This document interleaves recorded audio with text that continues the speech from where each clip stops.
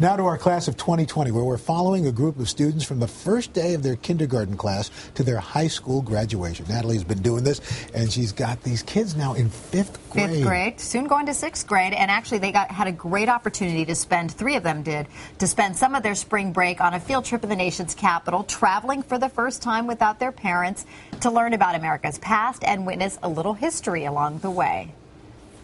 It's like a holy place, you know, you want to have a lot of respect.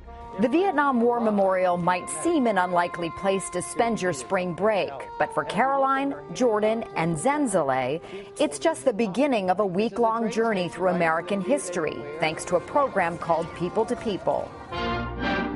President Dwight D. Eisenhower launched the program in 1956 to bring people from different countries together to promote peace. Today, more than 20,000 students a year take advantage of People to People's field trips in the U.S. and abroad. Here in Washington, D.C., their main goals are to learn about civics, American history with the backdrop of leadership. The days are jam-packed with lessons on leaders like Thomas Jefferson E=mc² and Albert Einstein. 1 minute, the kids are on a fact-finding mission at the Museum of American History. It's like a scavenger hunt. The next, they're talking to a former congressman. What's the most fascinating issue you have dealt with since you've been on the Hill? And sometimes they get to witness history in the making. This is the Supreme Court here. They're against gay marriage. For Zenzele, the Lincoln Memorial is the highlight of her trip. It was where Martin Luther King says, "I have a dream" speech. Long before Dr. King made history there, another African American was breaking racial barriers at the Lincoln Memorial. In 1939, Marian Anderson, one of the most celebrated singers of her time, was denied permission to perform at a government ceremony in Washington because of the color of her skin.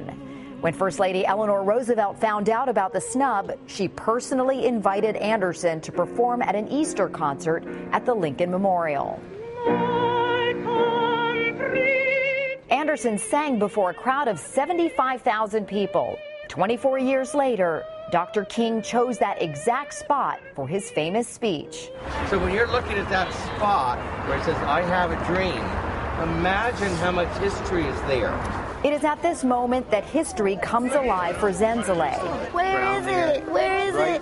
And she fights through the crowd to find the spot.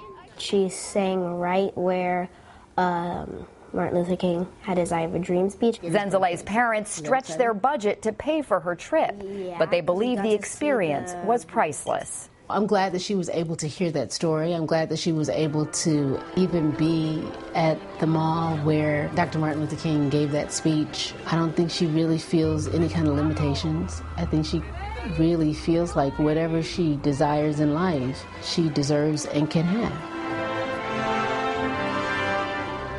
And it goes without saying that history continues to be made at that very spot in front of the Lincoln Memorial because of the connection to Marian Anderson and Martin Luther King. Beyonce actually requested to stand at that same spot when she sang at President Obama's inauguration festivities back in 2009. Wow. You're reminded just within a few city blocks how much history you can see, even if you have one day. Exactly. And you really don't have it. I mean, there's so much to do in one day. You could pack so much in. It's remarkable. Give it more time. We want to tell you as well about a contest. If you think your child would enjoy a field trip to Washington, D.C. to see some of those sites we just showed you there, the People to People organization is offering a chance for 2 students to take the very same trip this summer. You can log on to today.com, look for the Class of 2020 page, and you'll find a link to the People to People Independence Day Scholarship Contest. It's open to any students currently in 5th grade through 9th grade.